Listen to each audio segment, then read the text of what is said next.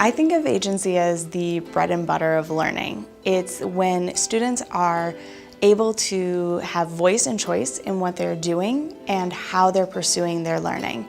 In my classroom, the kids have opportunities to work on lots of things independently. And one of the things that helps students the most is them setting SMART goals in order to structure their independent work time wisely. So my SMART goal is? SMART goals is an acronym that stands for specific, measurable, achievable, yet rigorous, and time-related. By allowing the students to work through this acronym and make SMART goals, they've made something that's specific and achievable, but something that will make them work hard and give them a timeline in order to achieve the larger goal that maybe I have set for them by assigning them a project or a research paper.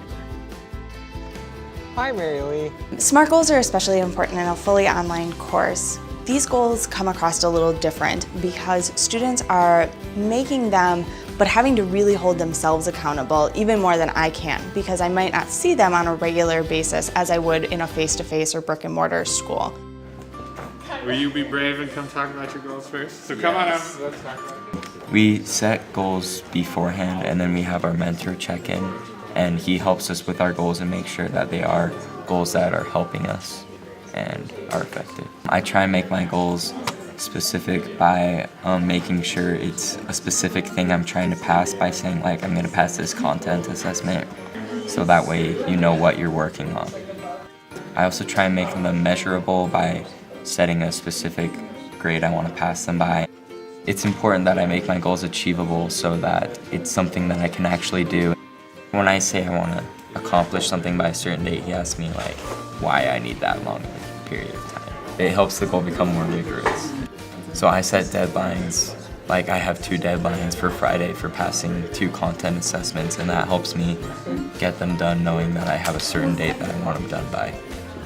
When you set the goal, instead of just solely depending on the teacher where they're teaching us everything, it helps us develop skills where we're teaching ourselves and understanding things. As a teacher, I want my students to be able to use their agency to drive their own learning. Through self-directed learning, we're able to show them that they're capable of pushing themselves just outside of their comfort zone to a point where change is going to happen, but not so far that they're going to have a mental breakdown in the process. One structure that I use to do that is what we call the challenge donut. So imagine 3 concentric circles. In the center is what we call our comfort zone, and that's where most of us stay, because outside of that, we're feeling a little worried and stressed out. The challenge zone, which is right outside of that comfort zone, is what teachers love. That's the zone of proximal development. That's where the most change happens for our students. It challenges them just enough, but not to a point of stressing them out. Outside of that, we've got the panic zone, and that is where none of us learn very well because we're too busy trying to keep our heads above water that nothing is retained from that zone. So when it comes to setting SMART goals, we want the students to push themselves out of that comfort zone into that challenge zone. So I have a goal for myself to complete 19 projects, and I chose 19 because it pushes me a little beyond where I'm comfortable. Our one-on-one check-ins with our students really helps out because we get to see where they're at and which zone they're falling into and how we can facilitate moving them to the challenge zone. This strategy of the challenge donut is one more tool to be successful in the self-directed learning cycle, especially when it comes to reflection and being able to reflect on whether or not that was a successful goal or not.